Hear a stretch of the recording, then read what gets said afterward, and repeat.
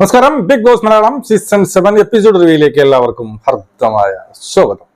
അപ്പോ ഇന്ന് സത്യം പറഞ്ഞാൽ ഇന്നത്തെ എപ്പിസോഡിൽ ഏറ്റവും നമുക്ക് ഹൈലൈറ്റ്സ് ആയിട്ട് പറയാനുള്ളത് മറ്റൊന്നുമല്ല, പ്രാങ്ക്.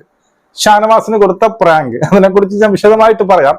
അതിനു മുമ്പ് നമ്മുടെ എവിക്ഷനെ കുറിച്ച് പറഞ്ഞു കഴിഞ്ഞാൽ, അതായത് ഞാൻ രാവിലെ ഒരു വീഡിയോ ഇട്ടിട്ടുണ്ടായിരുന്നു. അതിനകത്ത് എന്റെ പോളിംഗിൽ പിന്നീട് പോകുന്നത്, അതായത് ഏറ്റവും കുറവ് വോട്ട് അക്ബറിനായിരുന്നു. അക്ബർ ആയിരിക്കും പുറത്തു പോകുന്നത് എന്ന് പറഞ്ഞുകൊണ്ട് ഒരു വീഡിയോ ഇട്ടിട്ടുണ്ടായിരുന്നു.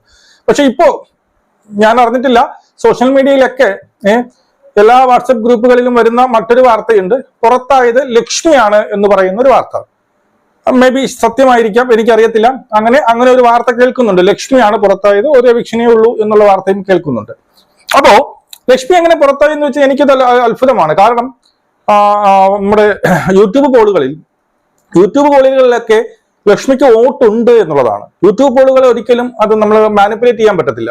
യൂട്യൂബ് പോൾ സത്യസന്ധമായിട്ടുള്ള വോട്ടാണ്. അപ്പൊ പിന്നെ എങ്ങനെ ഇത് അവിടെ ചെന്നപ്പോൾ, അതായത് ഹോട്ട്സ്റ്റാറിൽ എങ്ങനെയാണ് ഈ വോട്ട് കുറഞ്ഞതെന്ന് അറിഞ്ഞൂടാ. ഇനിയിപ്പോ യൂട്യൂബ് പോളുകളിൽ വോട്ട് ചെയ്യുന്നവർ ഹോട്ട്സ്റ്റാറിൽ പോയി വോട്ട് ചെയ്തില്ലേ എന്നെനിക്ക്, അതായത് ഈ പറയുന്ന അക്ബറിനെയും കാട്ടി ഇരട്ടി പിന്നീട് വോട്ട് ലക്ഷ്മിക്ക് ഉണ്ടാവും. ഈ ലക്ഷ്മിയുടെ വോട്ട് എന്ന് പറയുമ്പോൾ ഒരിക്കലും അനുമോളുടെ വോട്ടോ അനീഷിന്റെ വോട്ടോ സാവുമോന്റെ വോട്ടോ ലക്ഷ്മിക്ക് പോകത്തില്ല.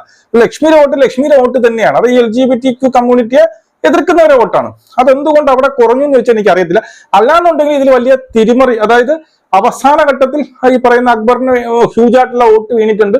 എവിടെയെങ്കിലും അവർ ഏതെങ്കിലും PR-നെയൊക്കെ ബന്ധപ്പെട്ട് ഒരുപാട് വോട്ട് കുത്തി കയറ്റിയിട്ടുണ്ടാവാം എന്നാണ് ഞാൻ മനസ്സിലാക്കുക. എന്തായാലും അങ്ങനെ ഒരു വാർത്ത വരുന്നുണ്ട്. എനിക്ക് കൺഫർമേഷൻ ഇല്ല. കൺഫർമേഷൻ ഉണ്ടെങ്കിൽ ഞാൻ പറയത്തുമില്ല, അത് വേറൊരു വിഷയം. ഇങ്ങനെ ഒരു വാർത്ത കേൾക്കുന്നുണ്ട്. ശരിയായിരിക്കാം, തെറ്റായിരിക്കാം എന്നുള്ളതാണ്. ഇനി നമ്മുടെ പ്രാങ്കിനെ കുറിച്ച് പറയുകയാണെങ്കിൽ മറ്റൊന്നുമല്ല, ഇന്ന് ഷാനവാസിനെ വിളിച്ചിട്ട്, അതായത് പിന്നെ നമ്മുടെ സ്പോൺസേഡ് ടാസ്കിന് മുമ്പ് ഷാനവാസിനെ വിളിക്കുന്നു. ഷാനവാസ് ഉടനെ ഈ പറയുന്ന ടാസ്ക് ലെറ്റർ ഒക്കെ വായിക്കാൻ പോകുന്നു. അപ്പൊ ടാസ്ക് ലെറ്റർ ഒക്കെ വായിക്കാൻ പറ്റുന്ന എന്നൊക്കെ പറഞ്ഞിട്ട് ഒരു ടാസ്ക് കൊടുക്കുന്നു, ഒരു സീക്രട്ട് ടാസ്ക് കൊടുക്കുന്നു. മറ്റൊന്നുമല്ല, ഇന്നൊരു മിഡ് വീക്ക് എവിക്ഷൻ ഉണ്ടാവും. അതിനകത്ത് ഒരാളെ എവിക്ട് ചെയ്ത് വിടും. ഇതൊരു പ്രാങ്ക് ആണ് എന്നുള്ള രീതിയിൽ ബിഗ് ബോസ് പറയുന്നു. ഷാനവാസ് ആദ്യം ഞെട്ടുന്നു. ഓക്കെ, അത് എന്തുകൊണ്ട് നിങ്ങൾക്ക് തന്നു എന്ന് വെച്ചാൽ കഴിഞ്ഞത് കുളമാക്കിയില്ല, അതുകൊണ്ട് ഒരു പുതിയൊരു അവസരം നല്ല രീതിയിൽ ആക്കാൻ വേണ്ടി ഒരു അവസരം തന്നത് എന്നൊക്കെ ബിഗ് ബോസ് പറയുന്നു. അപ്പൊ ആരെയാണ് നിങ്ങൾ പുറത്താക്കാൻ വേണ്ടിയിട്ട് ആഗ്രഹിക്കുന്നത് ചോദിച്ചപ്പോൾ ആദിലയാണ് എന്ന് പറഞ്ഞു. ശരി, ഓക്കെ. അത് എന്തുകൊണ്ട് ചോദിച്ചപ്പോൾ അവൾ എന്റെ അടുത്ത് കുറച്ച്, ഞാൻ അവളുടെ അത്ര രസത്തിലല്ല, അപ്പൊ ആദിലെ തന്നെ എനിക്ക് പുറത്താക്കണം എന്ന് പറയുമ്പോൾ നിങ്ങളൊരു കാര്യം ചെയ്യണം, ഒരു 6 പേരെ, കാരണം മെജോറിറ്റി വോട്ട് കിട്ടിയാൽ മാത്രമല്ലേ നമുക്ക് മിഡ് വീക്ക് എവിക്ഷൻ നടത്താൻ പറ്റത്തുള്ളൂ. കഴിഞ്ഞ വട്ടം ഷോബയ്ക്ക് നടത്തിയ അതേ സംഭവം തന്നെയാണ്. അപ്പോ അതിന് ഞാൻ രാവിലെ എന്റെ ഒരു സംഭവം വെച്ചിട്ട് ഈ പറയുന്നത് പ്രാങ്കാണ് എന്ന് പറഞ്ഞുകൊണ്ട് ഞാനൊരു വീഡിയോ ഇട്ടിട്ടുണ്ടായിരുന്നു. ഒരു 2-2.5 മിനിറ്റ് എല്ലാവരും ഞാൻ നോക്കിയപ്പോൾ ഒരു 80% ആൾക്കാർ അതിനകത്ത് പറയുന്ന വെരി ഗുഡ്, പോയത് കൊള്ളാം, അടിപൊളി. നിങ്ങൾ വീഡിയോ കാണാതെയാണ് ഈ പറഞ്ഞ കമന്റ് ഇടുന്നത്. എനിക്ക് മനസ്സിലാകുന്നില്ല. കൂടി 2 മിനിറ്റുള്ള വീഡിയോ, അതിന്റെ ഒരു 30 സെക്കൻഡ് കണ്ടാൽ ഞാൻ എന്താണ് പറഞ്ഞതെന്ന് മനസ്സിലാവും. അതുപോലും കാണാതെ തമ്പ് കണ്ടുവച്ചിട്ട് ഇങ്ങനെ പിന്നെ കമന്റ് ഇടാൻ വേണ്ടി നിങ്ങളെ സമ്മതിക്കണം, ആരായാലും ശരി തന്നെ. ഓക്കെ, ഇതൊക്കെ പറഞ്ഞു, നിങ്ങൾ പറയാനൊക്കെ പറഞ്ഞു. ഇവൻ ഷാനവാസ് വന്നു. എന്റെ പൊന്നു ഷാനവാസ്, എനിക്ക് മനസ്സിലാവുന്നില്ല, താങ്കൾക്ക് മനസ്സിലായില്ല ഈ ബിഗ് ബോസ് എപ്പോഴൊക്കെ ആദ്യം പപ്പുമോന് കൊടുത്ത് അവന് പറഞ്ഞ് കൺവിൻസ് ചെയ്യാറുണ്ടായിരുന്നു. അതുകൊണ്ടാണ് ഷാനവാസിന് അന്ന് മനസ്സിലാവാതെ പോയിട്ട്. ഇതിപ്പോ ഷാനവാസിന് ഒന്നും പറഞ്ഞൂടെ, അത് ഒരു തെറ്റ് പറ്റി. എന്നിട്ട് പോലും ഈ പറയുന്ന ബിഗ് ബോസ് പറയുന്നത് ഷാനവാസിന് മനസ്സിലാവുന്നില്ല.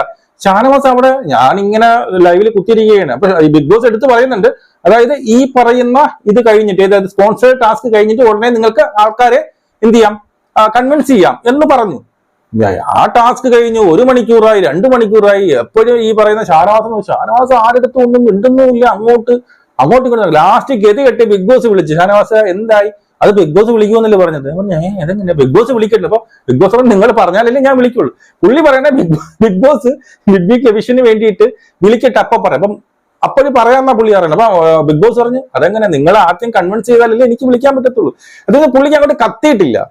ഇത് കൃത്യമായിട്ട് മനസ്സിലായെങ്കിൽ മനസ്സിലായില്ലെന്ന് ചോദിക്കുക. അത് മനസ്സിലായില്ല, ഒന്നും കൂടി പറഞ്ഞു തരാൻ പറയുക. പിന്നെയും ബിഗ് ബോസ് പറഞ്ഞ സമയമില്ല, പെട്ടെന്ന് പറയാൻ പറഞ്ഞു. പിന്നെ ഒരു 10 മിനിറ്റ് കൊണ്ട് എല്ലാവരെയും കൺവിൻസ് ചെയ്യുന്നു.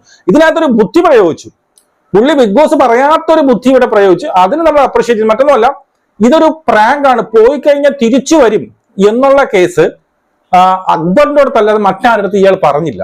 അത് അവിടെ അക്ബറിന്റെ അടുത്ത് വന്ന് പറഞ്ഞു, എന്താണ്, ഇതൊരു പ്രാങ്ക് ആണ്, പക്ഷെ മറ്റാരും ഇത് പ്രാങ്ക് ആണെന്ന് അറിയാം. പോയവർ പോയത് തന്നെയാണ്. പിന്നെ തിരിച്ചു വരത്തില്ല, അല്ലാന്നുണ്ടെങ്കിൽ നമ്മൾ അവൾക്ക് വോട്ട് ചെയ്തിരിക്കും, നമ്മൾ ചിലപ്പോൾ പോവേണ്ടി വരും എന്ന് പറഞ്ഞ് കൺവിൻസ് ചെയ്ത് ബാക്കി 5 പേരെയും തെറ്റിദ്ധരിപ്പിച്ചു. അതുകൊണ്ട് തന്നെ ഈ ബാക്കി 5 പേരും എന്താ കരുതിയത്? ബാക്കി 5 പേരും കരുതിയത് ഇവള് ഉറപ്പായിട്ടും ഇവളെ പറഞ്ഞു വിടുമെന്നാ ബാക്കി 5 പേര് കരുതിയത്. മനസ്സിലായോ? അപ്പൊ അതിൽ ഷാനവാസ് വിജയിച്ചു എങ്കിൽ കൂടിയും ആദ്യം പറഞ്ഞത് കൃത്യമായിട്ട് മനസ്സിലാക്കാതെ നമ്മുടെയും ഈ പറയുന്ന ബിഗ് ബോസിന്റെ ഒക്കെ ടൈം വേസ്റ്റ് ആക്കി എന്നുള്ളതാണ്. അത് എൻഡ് ആയപ്പോൾ കൃത്യമായിട്ട് ആ ടാസ്ക് വിജയിച്ചു എന്നുള്ളതാണ്. ഇവിടെ നമുക്ക് നോക്കാനുള്ളത് ഇപ്പൊ ആദിലെയാണ് എന്ത് ചെയ്തു ഇവര് ടാർഗറ്റ് ചെയ്ത്. ആദ്യം അനീഷ് വന്ന്, എന്റെ അമ്മ, അനീഷ് ഷാനവാസ് ഈ പറയുന്ന ആദില കഥയായിരുന്നു, കഥ വലിയ കഷ്ടം. അനീഷ് പിന്നെ അത് സ്ഥിരമുള്ളതാണ്, നമ്മളെ കേട്ട് അവന്റെ നോമിനേഷൻ വരുമ്പോൾ ഞാൻ അങ്ങോട്ടോടെങ്കിലും പോയിട്ട് ഒരു 10 മിനിറ്റ് കഴിഞ്ഞിട്ട് വരും, അങ്ങനെയെങ്കിലും തീരടി എന്തൊക്കെ കഥകൾ പറയുന്നുണ്ട്. എന്തോ അനീഷ, എന്തൊരു വെറുപ്പീരായത്, വെറുപ്പീന്റെ അങ്ങേയറ്റം നീ. അതിനിടയ്ക്ക് ഷാനവാസിനെ അറിയാമേ, 2 വാക്ക് പറഞ്ഞിട്ട് അപ്പേനങ്ങ് പൊയ്ക്കും. ഷാനവാസൻ കഥ പറയണത് ചായ കുടിച്ചതും മറ്റത് കുടിച്ചതും മറിച്ച്. എന്തോ ഷാനവാസ് ഇങ്ങനെ തുടങ്ങിയോ? അതിന് മറുപടിയായിട്ട് അടുത്തവള് ആദില. ബിഗ് ബോസ് ഒരു 100 വട്ടം പറഞ്ഞ് ചുരുക്കുന്നു. ഇത് ചുരുക്കി അങ്ങ് നീണ്ടു പോണല്ലോ, ചുരുങ്ങണില്ല. അങ്ങനെ ഷാനവാസ് എന്ത് ചെയ്തു? അനീഷ് വന്ന് ആര്യൻ കള്ളനാണ്, അവൻ കപടനാണ്, അവൻ വന്ന അന്നോട്ട് കള്ളമാണ് പറഞ്ഞത്. അതൊക്കെ സത്യം തന്നെയാണ്, അവൻ കള്ളനാണ്, ലോക കള്ളനാണ്, അതൊക്കെ ശരി തന്നെയാണ്. പക്ഷെ നിർത്തണ്ടേ? അതുപോലെ പിന്നെ അനീഷ് പറഞ്ഞ ഒരു കാര്യത്തിനോട് ഞാൻ യോജിക്കുന്നില്ല. എൻ്റെ പണമുണ്ട്, അതെന്നെ എനിക്ക് പിന്നെ വോട്ട് കിട്ടുമെന്ന് അനീഷിനോട് ആര്യൻ പറഞ്ഞു എന്ന് പറയുന്നത് ഞാൻ അത്ര വിശ്വസിക്കുന്നില്ല. അങ്ങനെ ഒരു ബന്ധബുദ്ധിയും അങ്ങനെ പറയുമെന്ന് ഞാൻ കരുതുന്നില്ല. അതൊരു കള്ളമാണെന്നാണ് എനിക്ക് തോന്നുന്നത്.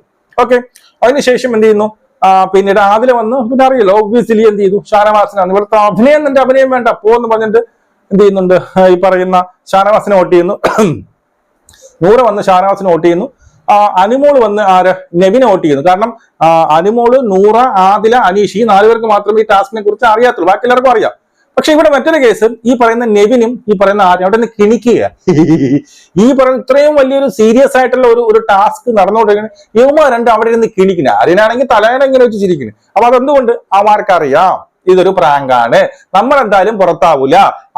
പ്രാങ്കാന്നല്ല, പുറത്താവണം അവളല്ലേ, നമ്മളെന്തിനാ ദുഃഖിക്കുന്നത്? അതല്ല, യവന്മാർക്ക് ഇത് അറിയാമായിരുന്നില്ലെങ്കിൽ യവന്മാരോട് പേടിച്ചിട്ട് എന്റെ പേരിടോ എന്നുള്ളൊരു ടെൻഷൻ ഉണ്ടായേനെ. അതൊന്നുമില്ല. പക്ഷെ അക്ബർ ആ ഒരു സീരിയസ്നെസ്സിൽ നിന്നു. അക്ബർ ബാക്കി 2 എണ്ണം കുളമാക്കി. ആര്യനാണെങ്കിൽ അതിൻ്റെ ഇടയിൽ കൂടി പിന്നീട് ബിഗ് ബോസിന്റെ അടുത്ത് എന്തൊക്കെ പറയാം, തമാശ അടിക്കുന്നത്. ബിഗ് ബോസ് ചോദിക്കുകയും ചെയ്തു, ഇത് തമാശയല്ല എന്ന് പറയുകയും കൂടി. എന്തോന്നടി, ഒരു പൈസയുടെ എന്ത് പറയാൻ, ഒരു വിവേകമോ ഒരു പക്വതയോ ഇല്ലാത്ത 2 എണ്ണം. അവര് പോണേ പെട്ടെന്ന് നമ്മൾ രക്ഷപ്പെട്ടല്ലോ എന്നുള്ളത് അതങ്ങ് അവിടെ കിടന്ന് കുളമാക്കിയാണ്. കഷ്ടം തന്നെ എമാരുടെ കേസ്. അപ്പോ അങ്ങനെ ആദിലെ എല്ലാവരും കൂടി നോമിനേറ്റ് ചെയ്യുന്നു. ബാക്കി എല്ലാവരും നിരത്തി വന്ന് ആദിലെ നോമിനേറ്റ് ചെയ്യുന്നു.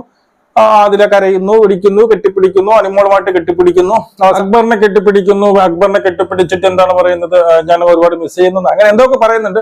അതിനുശേഷം എന്ത് ചെയ്തു? ഷാനവാസിന് കൈ കൊടുക്കുന്നു. ഷാനവാസ് കൈ കൊടുക്കുന്നില്ല, ആ ഒരു ക്യാരക്ടർ പിടിച്ചുകൊണ്ട് ഷാനവാസ് പോകുന്നു. അതിനുശേഷം ഷാനവാസ് ആ സമയത്തൊക്കെ നല്ല രീതിയിൽ ആക്ട് ചെയ്തിട്ടുണ്ട്. നമ്മൾ ഈ പറഞ്ഞ പോലെ കൈയൊക്കെ അടിക്കുകയും, അപ്പൊ അതൊക്കെ ഇവർക്ക് ഇവളെ നോമിനേറ്റ് ചെയ്യുമ്പോൾ കൈയൊക്കെ അടിച്ചു, ഭയങ്കര ആഹ്ലാദമൊക്കെ പ്രകടനമൊക്കെ നടത്തി. അതിനുശേഷം എന്ത് ചെയ്തു? ഇവര് നേരെ എന്ത് ചെയ്തു? ഫോട്ടോ എടുക്കാൻ പോകുന്ന സമയത്ത് അക്ബർ ഈ പറയുന്ന ഷാനവാസ് വരണ്ട എന്ന് അതിൽ കടംപിടുത്തം പിടിക്കുന്നു. എനിക്ക് എങ്ങനെ മുഖമേ കാണണ്ട എന്നൊക്കെ പറഞ്ഞുകൊണ്ട് മെയിൻ വാതിൽ തുറക്കുന്നു, കാതിലിന്റെ അപ്പുറത്തോട്ട് കാലെടുത്ത് വെക്കുന്നു. ബിഗ് ബോസ് പറയുന്നു, വെയിറ്റ് ആദില, ഇതൊരു പ്രാങ്കാണ്, പോയി നിങ്ങളുടെ നമ്മുടെ എന്താണ് ഷാനവാസിനോട് പോയി ചോദിക്കും, ഇതൊരു പ്രാങ്കാണെന്ന് പറയുന്നു. അതിനുശേഷം വീണ്ടും വരെ കെട്ടിപ്പിടുത്തം, ബഹളം. അതിനുശേഷം ഓടി വന്ന് എന്ത് ചെയ്തു? ഈ പറയുന്ന ഷാനവാസിനെ, സ്വന്തം ആങ്ങളയെ എന്ത് ചെയ്തു? വല്യേട്ടനെ എല്ലാവരും കൂടെ പുറത്തുനിന്നും ബാക്കിൽ നിന്ന് കെട്ടിപ്പിടിച്ച് കടിച്ച് അങ്ങനെ അവിടെ രമ്യതയിലായിത്തീരുന്നു. അങ്ങനെ ഷാനവാസും ഈ പറയുന്ന പൂമ്പാറ്റകൾ രമ്യതയിലാകുന്നു. അതുപോലെ തന്നെ അനുവും പൂമ്പാറ്റകൾ തമ്മിൽ ഇന്നലെ തൊട്ട് അടി നടക്കുന്നു. അടിക്കുന്നു, ഒന്നിക്കുന്നു. ഇങ്ങനെ വീട്ടിൽ ലാസ്റ്റ് ഒരു വിധമൊക്കെ അങ്ങോട്ട് ഏച്ച് വെച്ചിട്ടുണ്ട്. വെച്ച് കെട്ടിയ മുഴച്ചിരിക്കുന്നു പറഞ്ഞാൽ ആ ലെവൽ ഇരിപ്പുണ്ട്. ഓക്കെ, അതാണ് ഇന്നത്തെ പ്രാങ്ക്. ഇനി പറയാനുള്ളത്, ക്യാപ്റ്റൻസി നോമിനേഷനിൽ അവരുടെ 3 പേരെ ക്യാപ്റ്റൻസിയിലേക്ക് തിരഞ്ഞെടുക്കപ്പെട്ടു.